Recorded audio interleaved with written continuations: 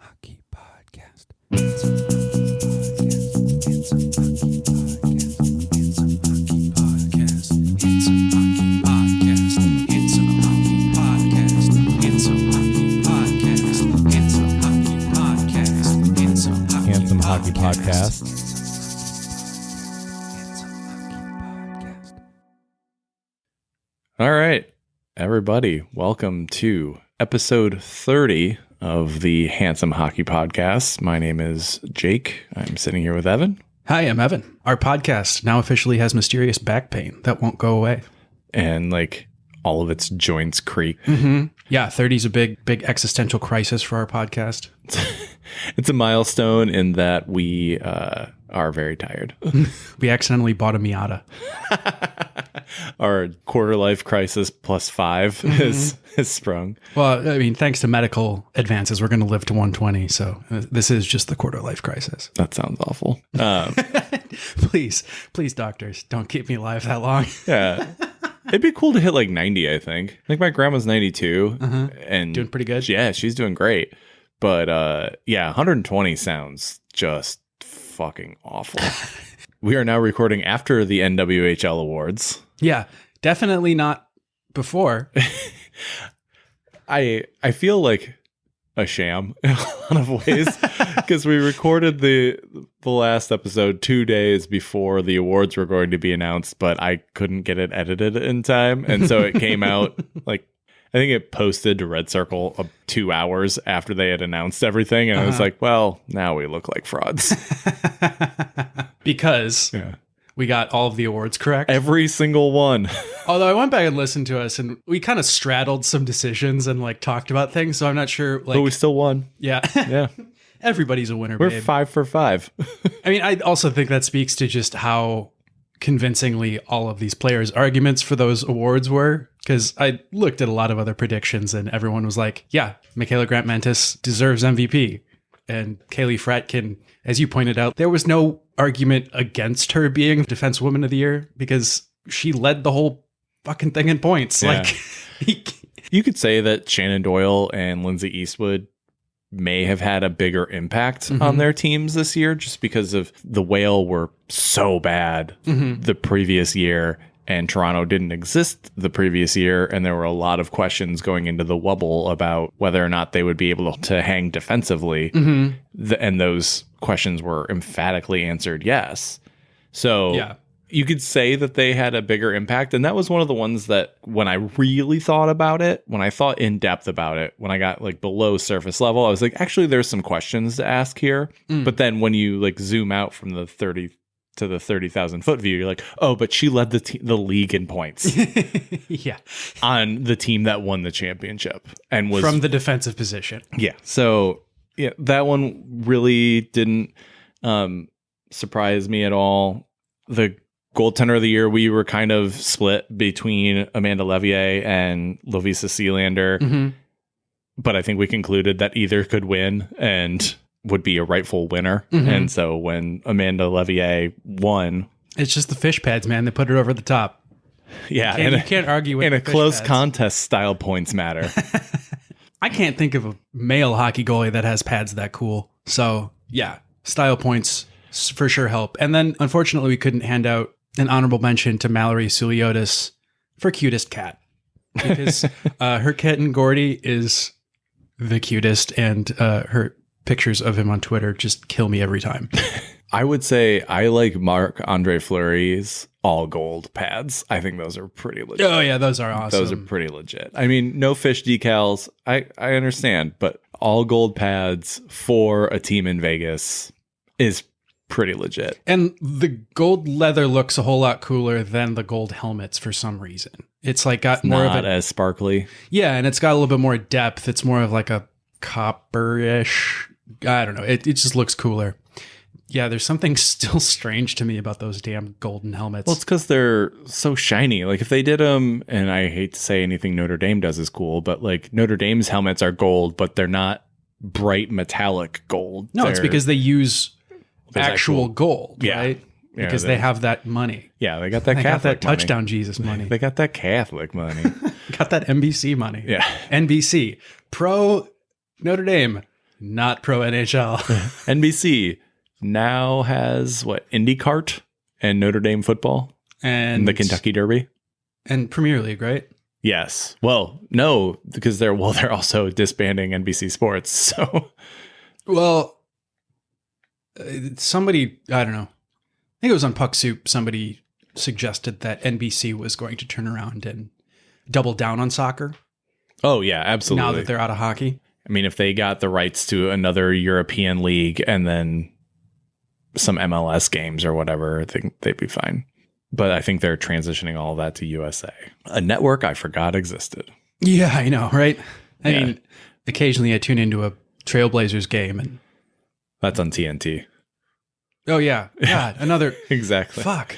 Well, TNT is the other company that acquired. Well, Turner Media is the other team or other camp that got rights to the NHL. Mm-hmm. I'm actually really hopeful. This is kind of a departure from our script, but I'm actually really hopeful because I don't watch the NBA at all, but I would watch the TNT pregame show. It's entertaining. It's funny. Mm-hmm. The people seem to get along and they probably had a drink beforehand and then But just one. yeah, just one. They're responsible. You contrast that with Patrick Sharp, who is a beautiful man, definitely a Handsome Hockey Podcast award winner. But he's just sitting there stiff, and then everybody in the world hates Mike Babcock, and he's hanging out, and Keith Jones is just angry Keith Jones. I don't like modern hockey, Keith Jones. I don't know if Keith Jones opens his mouth when he talks. It's just like a grumble. I mean, that was Mike Milbury too. For some point in time, I was sort of convinced that they were the same person. I legit couldn't tell them apart. And I thought that broadcast was going to get better when they kicked off Mike Milbury and made it just Keith Jones and Liam McHugh and company. But somehow the energy of the two old men yelling at each other was somehow missed. It just kind of became one old man and then everyone else afraid of him. I don't know what happened. It's a bunch of dudes who should go broadcast on a sport that I don't care about, and Anson Carter. Anson Carter can stay. He's great. Oh, yeah. And actually, I think Patrick Sharp is also good. Free Patrick Sharp. Somebody told me that, I guess the goal of that broadcast was to kind of dumb things down for casual fans, but then kind of does a bad job of it. I would like to see Sharp, Bieksa. Yeah, Anson Carter would be awesome. I mean, Liam McHugh can stay. And, well, they got Catherine Tappan. Yeah, and Catherine Tappan.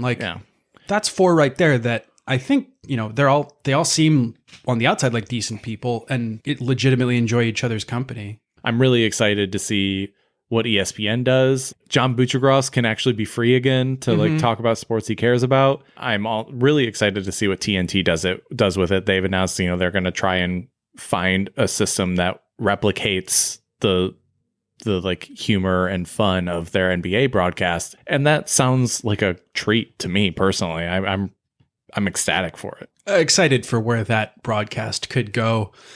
Hopefully they don't screw it up like NBC did. Speaking of screwing things up, the IIHF and the province of Nova Scotia screwed up some women's hockey. They got pretty screwed up there for a little bit. Yeah, Nova Scotia was set to host the 2021 IIHF Women's World Championship and then abruptly canceled it. The day that teams were getting on planes to come to it. Yeah. They canceled it. And they were rightfully pissed. As many were quick to point out, there wasn't any sort of a backup plan. Whereas, if the IHF Men's World Championship, there would be 4 fucking backup plans and, different sites in Canada and, maybe, I don't know, an island owned by a billionaire off the coast of South America or something. They can't have the Falklands because the fucking British Navy will destroy you for that. Aren't the Falklands full of mines after that war? I remember hearing about some weird ecological happening where there were enough mines on some small island as a result of that war that some bird that was light enough to not set off the mines had taken over this island. It's like the Canary Islands with war. The good news is the IIHF Women's World Championships have now been rescheduled for August 20 to 31st. So hopefully that this doesn't get pushed back further and, can go off without the hitch that we were looking at. Women's hockey has this really solid momentum right now. We've seen some really great PWHPA games. We've seen the NWHL finally hand out an Isabel Cup and their awards. Their draft is coming up in June. And we also saw them expand their salary cap. Yes, that's and what I was gonna announce get to. intentions to expand the league. It's if not now, soon. Like women's hockey has this great momentum right now, and so getting the Worlds rescheduled is a huge boon to the game, and just to keep it in the public eye as much as possible. And that's how you keep growing the sport. You keep it in the public eye, and also like you can gain an attachment to teams and players, and that's really what allows a league to take off, is when people gain an attachment to it. Like I didn't know the first thing about soccer when I decided that I wanted to give it a shot. It was the summer of 2005, and the World Cup was coming up in 2006, and I knew I wanted to go crazy over that, mostly because I was in college and wanted to drink. But really early in the morning. But if there was ever a time to drink, it's during the World Cup, right? And in college. And so I'm just imagining you like bright-eyed, bushy-tailed young college freshman, and you're like going past a bar on your way to class, and there's some soccer hooligans at, drunk at 8:30 in the morning. You're like, what are those guys doing? I want to do that. I want to be that. I mean, that's how I started playing cello. It was like, I just want that big boxy thing. That looks fun. I watched some England matches, English youth matches, and Aaron Lennon was running around like a lightning bolt faster than everybody. His tiny little legs just going. And I was like, I like that guy, because I didn't know anything about soccer. So I was like, he's fast. That's something I can relate to from my other sports that I enjoy. Being fast in those sports? Yeah. I can't relate to that. Well, I can't personally, but like... Oh, shut up. You're fast. But no, like that's a trait that transfers to other sports. Oh, yeah? The So speed like, trait? yeah. So like you're a fast wide receiver, or like you're a fast running back. You have breakaway speed. Quote Al unquote. Davis is going to draft you. Yeah. Al Davis would have drafted Aaron Lennon second overall. But so I was like, who does he play for? He plays for Tottenham Hotspur. They're my team. And so, 15 years later, and I'm a Spurs fan, and Aaron Lennon is long gone. But so like you build relations with a team, with players, and that's how you stay connected to the game. And those connections, those are the ones that last. And so the more that women's hockey can be in the forefront and be on TV and be on Twitch, the more people will be able, the more accessible it becomes, the more apt people are to stay focused on it and to keep watching. Yeah, the blazing speed of like Teresa Vanisova, I think, is kind of comparable to like, she became one of my favorite players to watch just because she is absolutely a burner. And so I completely know where you're coming from, and you've got to find like kind of that, I don't know, rung of fandom, and then you move up to the next rung and you kind of climb your way into being a true fan. One thing we wouldn't suggest is becoming a fan because you started a hockey podcast, because we don't need any more. Yeah, We're trying hard as like, there's already like 1,635 hockey podcasts. yeah, when I was in undergrad, Jeffrey Eugenides had, he came in to speak to one of my classes, and somebody asked him, he was like, I'm an aspiring writer. Like, I like, that's what I want to do with my life. What would you suggest? What's your, what would you suggest me to do? And he was like, don't. And they're like, what? Don't? He's like, yeah, don't write at all. I don't need competition. So that's where I'm coming from. Like, well, that was the biggest bummer with the whole, Bell like firing everybody that covered hockey for them, is all of a sudden overnight there were like 500 more hockey podcasts. yeah, hopefully they just like kind of joined together to become one mecha podcast One giant and dethrone Spitting Chicklets. yeah, King Rat hockey podcast, Rat King hockey podcast. Yeah. And then we just, it's like, if someone starts Rat King hockey podcast, I want residuals for the name. Rat King hockey podcast would be just solely focused on Brad Marchand and Eric Carlson's hair. Yeah. And mustache. I mean, there's a lot of info. There's a lot of ways to go with those. Speaking of facial hair, Oh, yeah. Austin Matthews, and to a much lesser extent, Connor McDavid. Connor McDavid can grow a decent beard, but usually doesn't. But Austin Matthews, like, how can somebody who is so young look so dad? He's pulling some real, like, Ron Jeremy. In the best way possible. But Yeah, that's in no way a slander to Austin Matthews. Like, it's just that stash. Yeah, it's like part Ron Jeremy, part Pablo Escobar, part I can score whenever I want. I loved the pictures of him and Mitch Marner and Joe Thornton out rollerblading around, I think, Vancouver in advance of a game. They had an off day or something. You know, Austin Matthews and Mitch Marner just look like beach bums in Venice Beach, California, just rollerblading around. And then Joe Thornton is like, has his shirt off and looks like he's straight from Coachella. He's got like a selfie stick with a GoPro, and his huge ass beard is like, between the three of them, Joe Thornton looks like the one with the party drugs. Well, Joe Thornton and Brett Burns used to walk around town shirtless as well. Didn't they do a ESPN The Body issue with the two of them? Probably. I don't know. And they were just like naked with beards and crazy faces. Well, there was also the Toronto Maple Leafs doing the salute to Patrick Marleau with Marner and Matthews. And then Thornton just walks out with his donger out. He just likes being naked. I mean, he's like... I think most professional athletes do, because they look like professional athletes.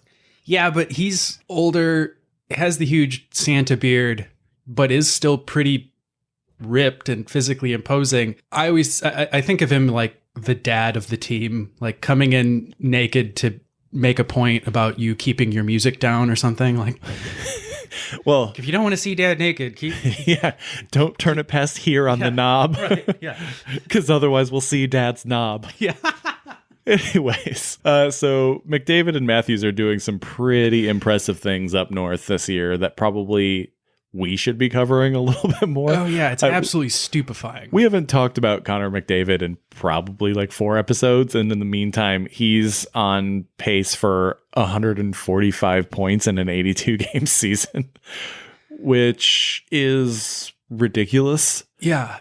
That is 1.78 points per game, which is bonkers. The rate he was scoring at, or is scoring at this year, the only 2 players who have ever had a higher scoring rate in a season are named Gretzky and Lemieux. So that's just where he's at right now. It's pretty unreal. And we're witnessing one of the great seasons in NHL history, especially considering the constraints of this season. Mm-hmm. It makes it that more impressive. Matthews, on the other hand, is at 0.71 goals per game, which would put him on a 61 goal pace over 82 games. Since 2000, only Ovechkin and Stamkos have scored that many goals in a season. So we're looking at some historically great offense coming from north of the border. And, you know, there have been some like, oh, well, the North sucks. And so like, who cares? Like, who fucking cares? Just enjoy it. Why do we want to poo-poo these milestones? Nathan McKinnon is 20, who is arguably the second best player in hockey. Okay. Like, I mean, arguably, but probably the second best player in hockey, like overall player, is 24 points behind Connor McDavid. And he plays in a division with the Coyotes, the Kings, the Ducks, the Sharks, who all suck.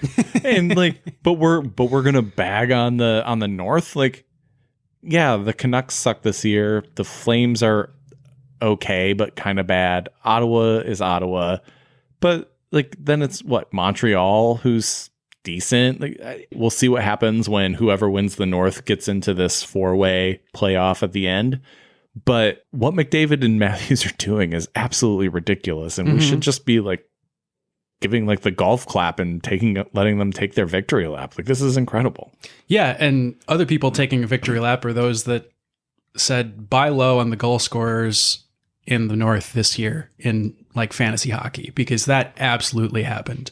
We said before the season, like, these superstars are going to absolutely torch the defense and goalies in the North. And that exactly came to pass. Funny how McDavid and Draisaitl and Matthews and Marner and company versus the Matt Murrays of the world absolutely has produced silly numbers of goals. Speaking of Toronto, though, Toronto is now officially the only team in the North that has clinched a playoff spot, with Edmonton, Winnipeg, and Montreal following close behind. But as we kind of surmised last week, that by the time we recorded this week, there would be a number of teams that had clinched when we only had a couple last week. Toronto, Carolina, Tampa, Florida, Colorado, Vegas, Minnesota, the Caps, the Isles, the Pens have all now clinched playoff berths. The Bruins need 1 point after they turned it on a little bit, and they also watched the Rangers get shut out by Semyon Varlamov all weekend. We're looking at Boston on the verge of clinching and setting up or finishing off the East. Long way to go in the North still, although the gap between the Canadiens and the Flames is 8 points. So we might see that kind of close off in the next, probably mid next week. If Flames aren't making it. No, we know this, but like, okay, you're still mathematically capable.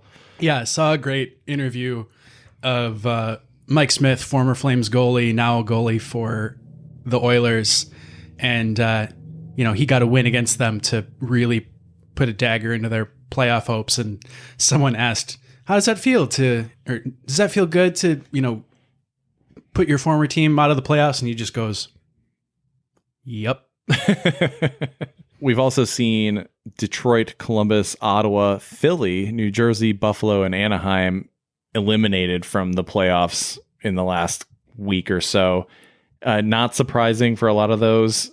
And we're going to see the Kings and the Sharks and the Flames and Vancouver and the Rangers and the Blackhawks all probably join that pretty soon. Yeah, I'm surprised the Blackhawks aren't already on that list because we've all pretty much written them off at this point. It's looking like the only real playoff battle that we have left, because it's St. Louis seems to have the edge, a decided edge against Arizona now. They're up 3 points, but have 3 games in hand. Yeah, that's over. And have looked a lot better in the last 2 weeks. A lot better. They've looked absolutely amazing. I mean, Ryan O'Reilly is put on his Superman shirt and is playing some amazing alt folk for those people. It's just walking around with a hockey stick that transforms into an acoustic guitar. So the last real playoff push is between Nashville and Dallas in the Central, and the pendulum might have swung back to Nashville. Yeah, it's pretty interesting, actually.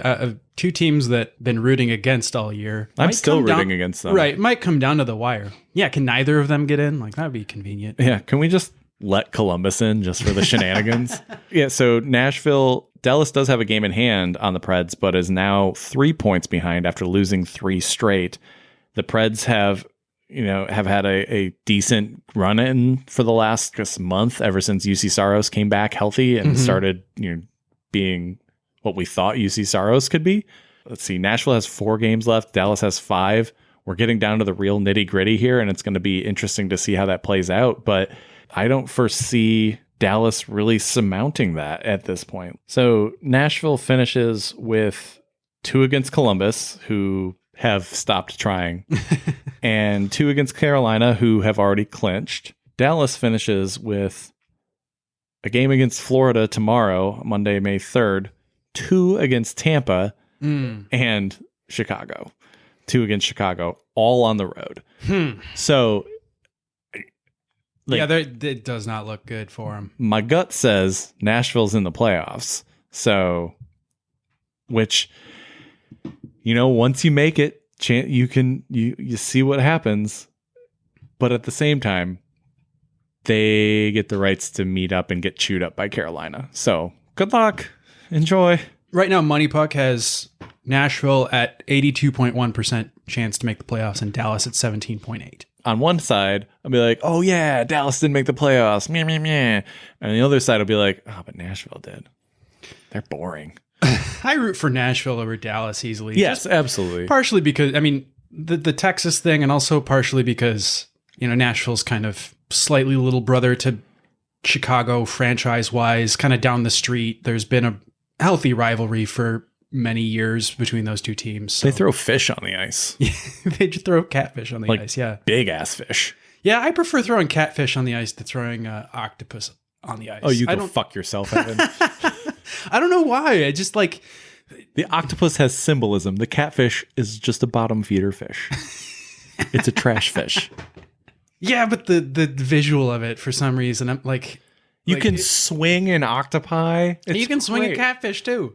Nah, I think you can swing a catfish false. better. False. Like, it's sort of like nebulous and gelatinous and... You know that an octopus is only nebulous and gelatinous, right? That's what I mean. Yeah. And whereas, catfish, like, I don't know, I feel like you can really get some force behind it. I'm upset by this conversation. I'm triggered. I knew you would be. I'm going to cancel this. Speaking of getting canceled, we are probably on the verge of a Vancouver Canuck being canceled for all the right reasons. Yeah, so this week, some pretty serious sexual assault accusations were leveled against Jake Virtanen and of the Vancouver Canucks, and the Canucks have now suspended him pending an investigation. And, we don't exactly know where this will go right now. It's pretty early in the saga, how things go, but they've taken appropriate steps so far. One of the things that you notice whenever these sorts of allegations come out is that people rush to jump to a side. Mm-hmm. And it's usually women on the side of the victim and men on the side of the accuser or of the accused. And we don't feel like that's an appropriate response, really. No. Like, either way, you're reducing people's importance and, the quality of their stories. So our mindset is...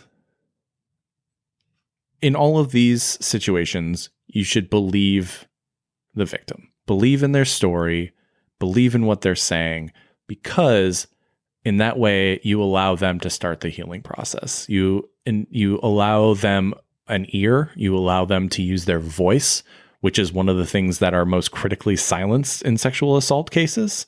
It's paramount for victims of sexual assault to be able to begin that healing process. It's a very long process, and a lot of times people either don't ever heal or don't get access to the types of things that would allow them to start that process and to actually begin to mentally rebound from such a traumatic experience. Yeah, and the reality is that so few of these types of accusations turn out to be completely unfounded. Yet, many of them don't ever get adjudicated in the court of law. Many of them don't ever result in charges. Even if there are charges, they're all often hard to make stick. So simply kind of pointing at prior stories of players that have been accused, but maybe not actually had to face consequences because of all of the systemic pieces that prejudice the system for the accused, it's not really honest to say that the courts are the ultimate judge of what did or did not happen in these situations. It's messy. It gets really messy really fast, especially if you involve a professional athlete. And, also there are statutes of limitation that make these things complicated, and investigators and kind of victim blaming and all of this that really muddies the waters in sexual assault cases.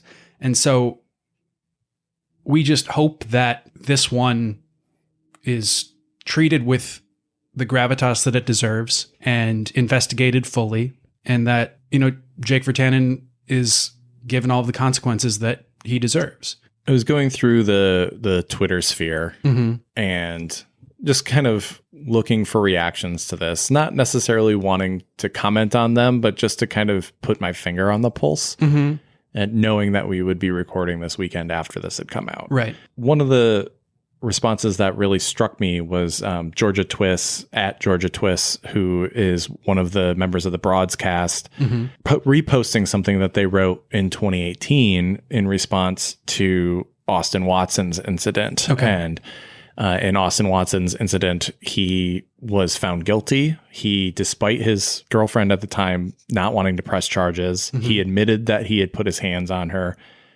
was suspended for, I believe, 28 games, and then had it reduced to 18. In going through that process, we found out that the NHL doesn't have a domestic violence policy. Yikes. Do they have one now? No. God, what? Yeah, I'll get to that. Come on, NHL. Georgia writes, as a female sports fan, and honestly, like, this data is devastating, and the Austin Watson case provides a clear example of the marginalization of female hockey fans. In particular, what is it they always say? It's a man's league. It's just boys being boys. I love hockey. I have my whole life, but sometimes the inherent misogyny becomes exhausting. Following the announcement, the NHL came out with a separate statement that criticized the arbiter's decision regarding the suspension. I applaud this critique. However, out of the big four leagues, the NHL remains the only one without a domestic violence policy in place. In our current climate of Me Too and Time's Up, it is time for Mr. Bettman to step up to the plate and be proactive and progressive with this issue. If the NHL truly wants to celebrate us being women, as their tweet states, then they need to recognize the harsh reality of domestic violence as an issue in women's lives and an issue in sports in general. What message do you want to send to those young girls pictured skating? Because the one sent yesterday sure as hell wasn't empowering at all. And to that point, they still don't have a domestic violence policy. I mean, let's be honest. We love hockey. We love the NHL. But you can love the NHL and not love parts of it. And this is one of those parts. Shows how far behind the times the NHL really is. When you take the entire tapestry, or the tapestry of the last, say, 10 years, you see the reduction in suspensions for Austin Watson and Slava Voinov, their lackluster response to racial justice protests in the wake of the George Floyd killing, handling of the Black Lives Movement, and their response to the conviction of Derek Chauvin, as you mentioned earlier. The league has a responsibility to protect those most vulnerable in and outside of its game, and has routinely failed to do this. And I applaud the efforts of a largely female contingent of both reporters and fans condemning the NHL on this. It's now is not the time for inaction. The NHL should come out and make a statement about this. It came out and made a statement about Austin Watson. It made a statement about Slava Voinov. It made a statement about Patrick Kane.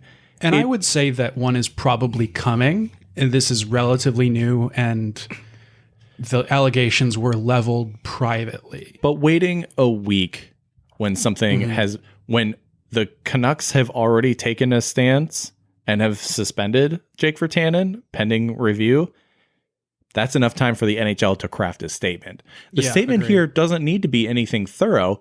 It needs to be better than their response to the Derek Chauvin verdict. But to stay silent is to consent to... To stay silent is to be complicit. Yeah. And in any era, but especially the era we're in now, where we're finally at least talking about these things, there's no room for silence. And the NHL really needs to step up to the plate and prove that it is compassionate. Yeah, they need some better PR people, it seems to me. The teams were all able to craft better statements than them over the Derek Chauvin verdict, and that, you know, the Canucks are taking the lead here doesn't say good things about the NHL. It seems like every lame dude that's jumping in to defend Jake Virtanen on Twitter seems like enamored with Patrick Kane these days. Even the Canucks fans, which is strange. They're all trotting him out as some like poor player who was smeared in the media and unfairly accused of sexual assault and who, you know, quote unquote, won against his accuser. And that makes us kind of obligated to point out that he was simply not charged. And in a jurisdiction that is completely and totally permeated by his fame. He was never vindicated. You know, it was simply not charged with a crime. And the accusation was never really retracted. A lot of people are easy to say, oh yeah, she came out and said she was lying. And like, no, that didn't happen. Some shady shit went down in the process of the investigation and his possible prosecution, and he was not charged. Pointing at that story in relation to this is not the look you're going for. Like, that's not what you're saying, things that you're not meaning to be saying by pointing to that saga when this starts. And also, these two incidents aren't in the same vacuum. They're very separate incidents. And just because one incident went in a direction where you think you can point, and I would back you up on this, Evan, they shouldn't be pointing to this. Like, there was no vindication of Patrick Kane. Nobody went, oh, Patrick Kane is clearly not a rapist.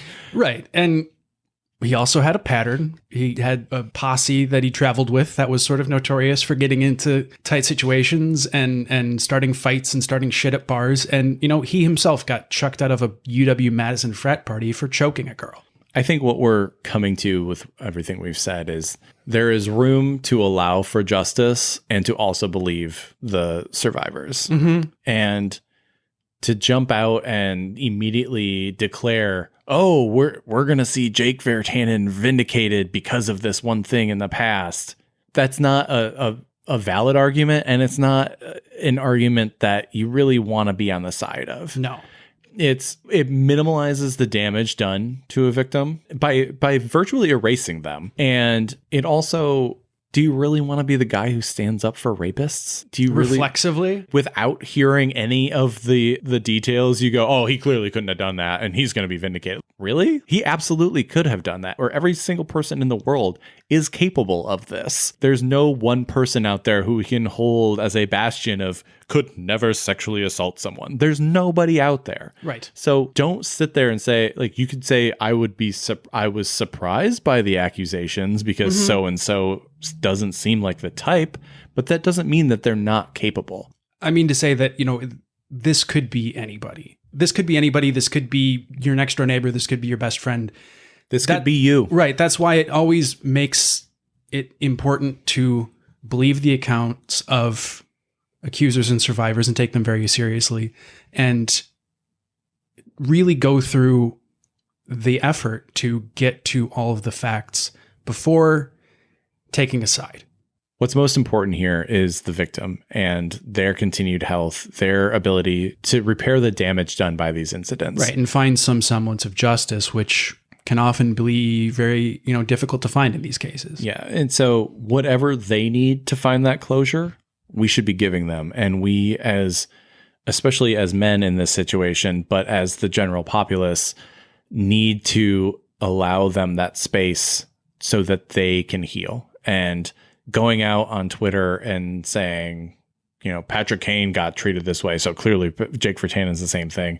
Going out and defending Jake Virtanen, that's not helping anything. No, and it's a really stupid take. It's really fucking stupid. So, hopefully as we learn more about this, it becomes more clear and we can allow the proper avenues for adjudicating this to do what they need to do.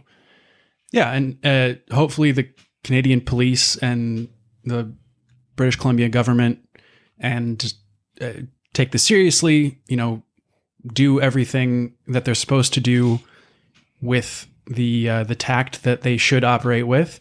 And hopefully we get, a convincing statement from the league here pretty soon, because their silence is not a good look. Now, what was amazing and what is always amazing in these situations is the amount of armchair lawyer dudes that come out of woodwork to explain to women who actually are lawyers how the law works. It just always flabbergasts me. Blows my fucking mind. I love a good mansplaining sesh where the woman responds with actual facts and the man goes, yeah. Or when the man mansplains something that is just completely and utterly fucking wrong. Yeah. Even to my, relatively limited legal knowledge. It kind of reminds me of how everyone explained in the early going how Pittsburgh was washed, and then Sidney Crosby said, but no. And now they're in first. Hats off to the Penguins for doing more with less and, I don't know, making this roster come alive and clinching a playoff spot before any of their other compatriots in the East have. I'm with you. I'm just as shocked that Pittsburgh is the first place team in the East. Also, I mean, based on our projections or the picks that we made at the beginning of the season, I think we're both just as shocked now that Philly is out. Yeah. Ouch. I mean, we will not get to see a Keystone State series this year in the playoffs, unfortunately. Yeah, especially because those two teams hate each other. Speaking of hate, we teased this several months ago, I think, at this point, that we were going to start a rivalry series on the podcast. And what better time to talk about a rivalry when one has clinched a playoff spot and one has been eliminated entirely. Yeah, usually, we don't like hate. If you hate people for being another gender, sexual orientation, from another nation, that's religion, not cool. Yeah. Hating people for liking a different sports team than you, very cool. Totally fine. Yeah. Especially if you're in the same state. Yes. Now, you may think that because of Evan and I's personal allegiances, we would start with Chicago and Detroit. However, that's too easy. Yeah, and also we want to still have like a podcast next week. Yeah, and also I don't think we have that much time. We could just sit here and go, well, what about this? It would be 4 hours of whataboutism, and about 6 minutes into editing, I would be so pissed off that I would say we're done. Yeah, I think it's much better, kind of carefully sprinkled into different episodes. We may get there, like maybe that's our sign-off episode, like that's our last episode of MASH. That's a really good idea. We're like, okay, this has run its course. Like, we've had a great time, but it's like 20 years later or this summer. I don't know. But we should just sign off with the MASH music. So anyways, to start this rivalry series off, we're going to start with the Penguins and the Flyers.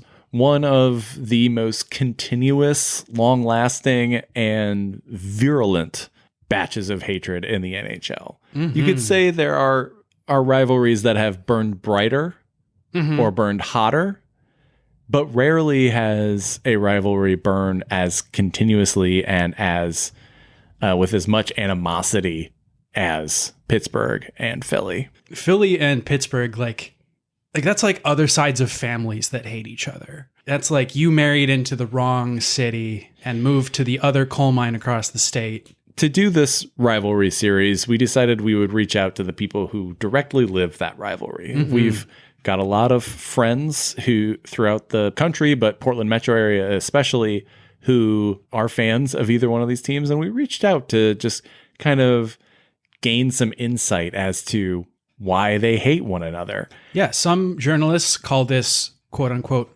reporting or research. So I guess we can try it. We call it hitting up our friends.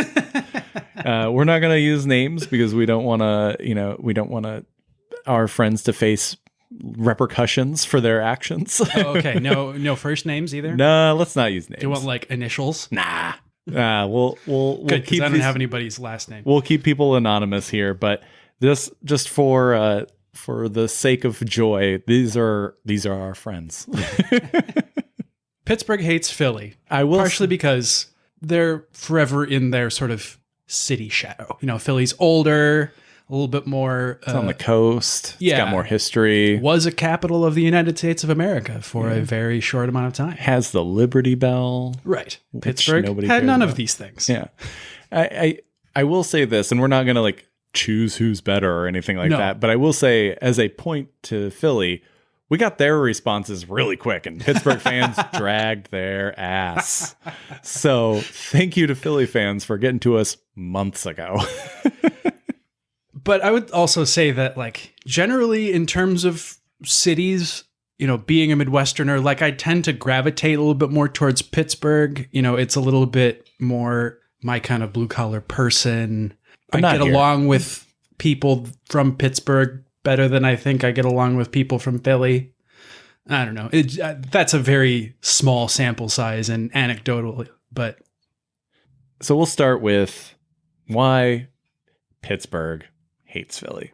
So we're just going to read the responses and then just add our own flavor into these. I think this will be fun. This is a friend of ours who's a Pittsburgh fan says, so obviously as someone from PGH, which I didn't know that was an acronym. Maybe is that the airport code for Pittsburgh? I don't think know. it might be. Hang on. They say, so obviously as someone from PGH, It also stands for placental growth hormone. I think that's a point for Philly.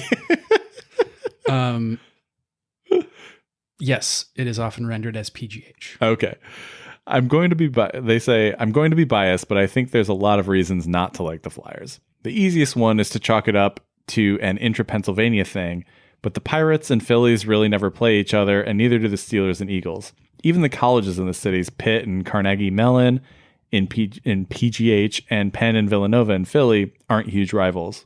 Yeah, keep going. Aren't huge rivals, as the main sports school in the state, I'm guessing is Penn State they're referring to, is smack dab in the middle and draws for people from all over. Hockey is a much more physical game than football or baseball, and the Pens and Flyers play each other often. So that, in conjunction with the same state thing, makes for a kind of perfect storm.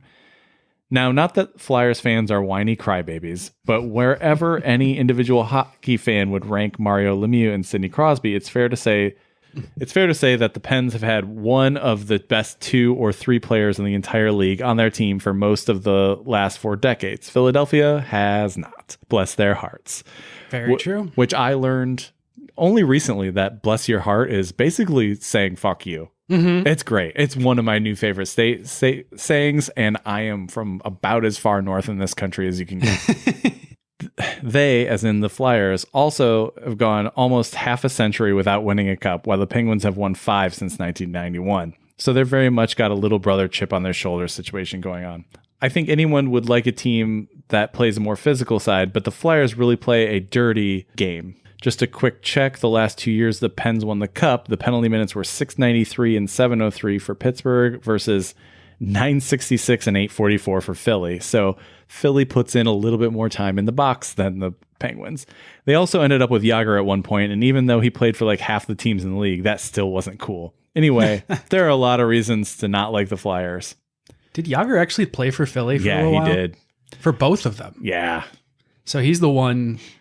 I mean, he's played for so many teams, he sort of is like neutral like Switzerland. I don't know how to follow that up.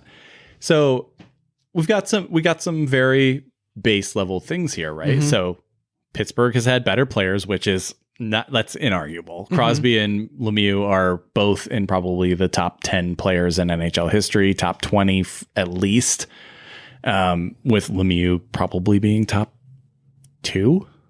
Like, is Lemieux the second best player in NHL history? Probably. Yeah. Behind Steve Yzerman. They are the more likable franchise, I believe is what is being said here. The Flyers are the dirty team, which is also kind of inarguable. Like, they're the Broad Street Bullies. Mm-hmm. The Legion of Doom line, when they had poor concussed Eric Lindros and Mark Recchi and John LeClaire and all of those players, you know, they're making some valid points to their argument here that, you know, the Flyers are just kind of the grittier, shall we say, team of the two. And I think there's also another point of contrast here, that the Pittsburgh response is genuinely pretty nice. Like, they're coming at it from a perspective of, you know, I really don't like those guys. On the other hand, we have the Flyers and their fans, and they had some stuff to say. We have a sort of distant friend of the podcast, someone I call my equipment manager back in Connecticut. He had something to say when we asked him for his thoughts when he let me know that he was a Flyers fan marooned amongst a bunch of Boston Bruins fans in Connecticut. And he said, I hate Pittsburgh because they're garbage franchise in terms of their treatment of players not named Crosby or Malkin. Sports are a business, but they treated so many vets like shit. Fleury should still be a Pen, and now look, their goalies suck. which is a bit debatable now with the emergence of Tristan Jarry. He also included Matt Murray after Fleury, and that didn't exactly age well, but this was also like right around the time that Matt Murray signed that extension with the Sens. So, Well, they also didn't treat Matt Murray very well. The dude won them a cup, and they were like, "Be gone, little one." they also knew what he was, I think, Yes. to a certain extent. And yeah, to see them, treat Marc-Andre Fleury the way that they did, I think has engendered a lot of anger at Ownership and the team. how And- the team is managed. Right. And, good time to point out that Marc-Andre Fleury has just tied Italian businessman Roberto Ruango in all-time goaltending win. Marc-Andre Fleury is a historically good goalie that they thought was washed up and, kind of treated poorly on the way out the door. I really hope that Roberto Ruango becomes just like a long-standing meme of the podcast. I think it already is. Good. This was a kind of a common refrain from the Flyers responses that we got, that the Pittsburgh franchise runs itself very much like a business, despite the fact that Mario Lemieux runs the day-to-day operations of the franchise. He kind of treats some of his better players like poo-poo. And that's something that, as a Wings fan, we had this long history of taking care of our best players that kind of eventually went too far. And that sees, Justin Applicator getting the contract he got. But there was a GM changeover. Right. in Yeah. all of that. What I'm saying is protecting Steve Yzerman and Henrik Zetterberg, and protecting those guys Yeah, it makes sense. makes sense. Protecting Matt Murray maybe doesn't. I mean, if But protecting Marc-Andre Fleury absolutely did. And they were like, bye. and speaking of protection, how I thought you were going to go into a condom jingle there. We have ads. no, speaking of protection, how much different would this rivalry be if Eric Lindros had been somewhat protected by his teammates back in the day, or, protected by the league? Because, his was maybe one of the brightest stars to be extinguished by the concussion monster in all of hockey history. And had he played a full career, that may have equalized the high-end talent gap that we see between Pittsburgh and Philly. We forget about this kind of because of the end of his career and how it flamed out because of his health issues. But Lindros was a monster for 5 or 6 years. Yeah, won the Hart Trophy as league MVP. Lindros was a force. Couldn't beat the Red Wings, but hey, whatever. You got to just let me have these things. The Wings are so bad. Conversely, Mario Lemieux got off his couch, decided he kind of wanted to play hockey again, and then won the Rocket Richard scoring trophy that year. Yeah, Lemieux is legitimately one of, he is on that Mount Rushmore, I think, of the NHL. It's like him, Gretzky, Howe, and Bobby Orr, maybe? Yeah, sure. Yeah. Absolutely. And if you say that, the Penguins are run sort of like a business, sure. Does that mean that Philly is run sort of like organized crime? Dun, dun, dun. It's definitely they definitely have enforcers, and, it's definitely a place where, the gang beats the shit out of the Montreal Canadiens again, to reference Always Sunny in Philadelphia. They take penalty minutes like it's their job.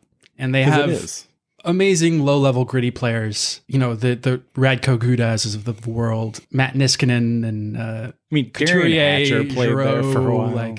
Claude Giroux is... He's a shit stirrer. Oh, yeah, and absolutely, that team. He is, as a captain, he just exemplifies that team. When he had double wrist surgery one year, there were pictures of him a week later with 2 casts playing beer pong. That's Philadelphia Flyers hockey, baby. Gritty is so Philly. I feel like we're convincing ourselves to be Philadelphia fans. No, I have a begrudging respect for both of these teams. So I'm just kind of trying to wax on that, We've got some more from the Philadelphia side. This is me quoting again. Why this Flyer fan hates the NHL hockey team in the rust bucket town of Pittsburgh. Oh, I see. This embarrassing franchise created tanking before it was a thing. very true. Now, was that for Lemieux or Crosby? Both, actually. And Malkin and Marc-Andre Fleury. Thank you for... Over the years, the former player, now owner, couldn't cry loud enough about the NHL being too physical. This is so well written. He would piss and moan constantly about this rule or that rule. Take your team to a European elite league then. No. He decided to threaten and move his team to Kansas City. What? But then the real hate comes when the fans come into play. These scum of the barrel elitists love to tell people how above the fray they are, and they are the most supportive in the league. Wait, is that a Philly fan calling Pittsburgh elitist? Yes. These scum of the barrel elitists love to tell people how above the fray they are, and they are the most supportive in the league. Elitist as a pejorative is just always so damn funny to me because it's like, how are you both scum of the barrel and elitist at the same time? I don't know, but it's fun. They're playing both sides. Yeah, instead of building a new arena without taxpayers' help like the Flyers did, they cried to the legislature again and again threatened to move to the team to Kansas City, and taxpayers built it because the snot-nosed fans weren't loyal enough to support it on their own. If all of that is not enough, these pieces of shit fans come into the Flyers building and talk shit, walk out of the hospital next day bitching. They clearly take after sports' biggest hate the face crybaby, and I'm going to assume he's talking about Sidney Crosby there. This player can't take 3 strides without winning. For the love of God, Schittsburg, shut up. Wait, was it 3 strides without winning or 3 strides without whining? Both are applicable, but he said whining. But he also, has done a lot of winning. That's awesome. And that was super well written. And yeah, I love every second of that. And feels very Philadelphia. Oh, absolutely. I also forgot that Mario kept threatening to move the team to Kansas City. Half of me, knows a bunch of Kansas City fans and kind of wished that had happened. But yeah, that's always super funny when what? Didn't the Ricketts try and threaten to move the Cubs at one point? Come on now. But that's really awesome. I didn't realize that Philadelphia paid for their own stadium the old-fashioned way without taxpayer support. That's a huge point in their favor for me. It's supposed to be done. Right. I fucking hate the tax scam that Billionaires always gets run when you're trying to, fund a ball stadium. I really love the contrasting styles of the Pittsburgh and Philly fans in their responses. And thank you to everybody. We're not naming you for obvious reasons, but thank you to our friends who threw down the gauntlet here. Yeah, I want to give them like pseudonyms or something. Let's call them all Cher. I was just thinking, we're Dear Abby on some level. I think what this first installment of this series really signifies, though, is that the passion for your own team also spills over into hatred for the opposing team. And it really kind of, it's poetic and beautiful, but also full of curse words and hate and also, vitriol. You discover something about yourself as a fan the first time you learn to sort of hate a rival. As a Blackhawks fan of the Kane Taves era, the Canucks are the biggest rival for me. That, the Sedins were always the second biggest team out there and the biggest mountain that we would have to go through towards a cup. And they kind of signed the eventual death knell for Chicago's playoff hopes one year with what is Alex Burrows' Game 7 overtime goal. That's a rival, the one that you meet in the playoffs and it goes either way. Pittsburgh and Philly have met for the Stanley Cup playoffs 4 times over 10 seasons between 2008 to 2018. So this rivalry is fresh. Which is basically every time that Philly made the playoffs because they make it every other year. And the one time, the Blackhawks beat them in a really tough series in the final one year. And that's as close as Giroux and Couturier have gotten that year with Michael Leighton as their goalie. You're definitely right. Rivalries make sports better. I remember watching Tottenham Hotspur the first year and being like, oh, this is fun, I guess. And then I learned to hate Arsenal. And it becomes so much better because fuck those fake North London scrubs. Rivalries make sports better. They make it more interesting. They give you a reason to hate as well as love? And what is sport without both of those things? Thank you for listening to our first rivalries series. We hope to kind of bring these to the forefront as we continue. It's also one of the reasons we didn't start with Chicago and Detroit is because we wanted to, cut our teeth on someone else's problems first. And it's just fun to involve your fans. It's just fun to involve your friends. No, you can call them fans. I like you calling them fans. That made me happy. Oh, it implies that we have some? Uh-huh. Ah, nice. Isn't that like our moms? You know whose mom was really happy?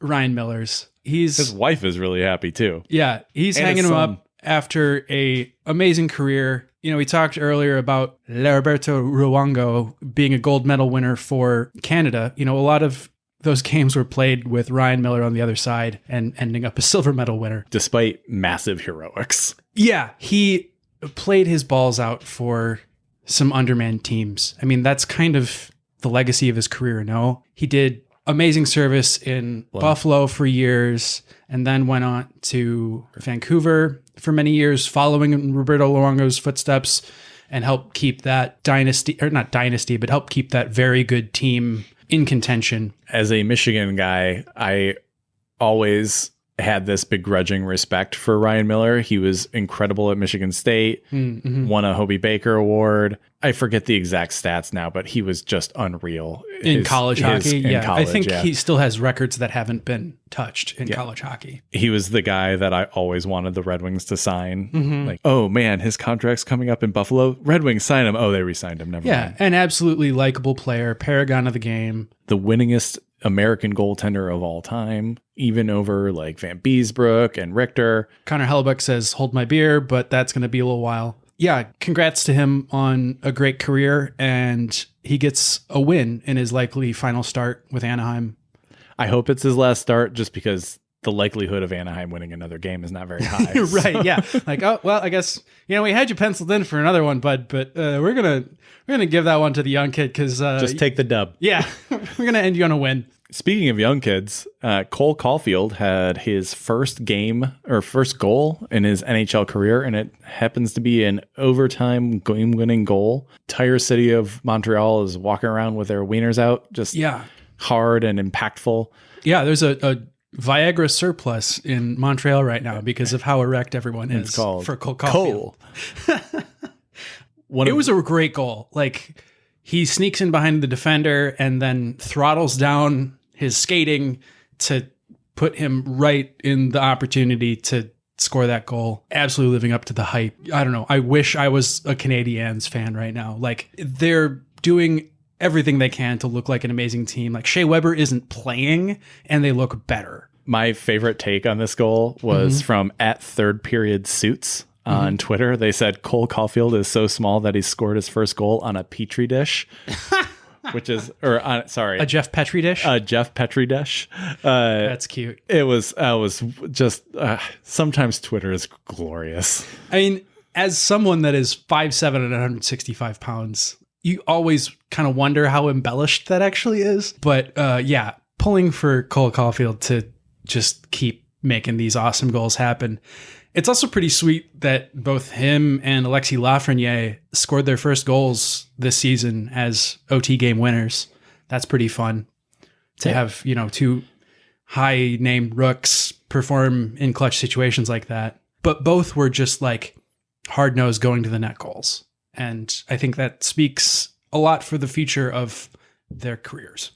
And finally, we have a 32nd NHL team officially. The Kraken have been released. The ownership of the Kraken, the Seattle Kraken, paid their last installment of their admittance fee to the league. A cool $650 million. Yeah, nothing.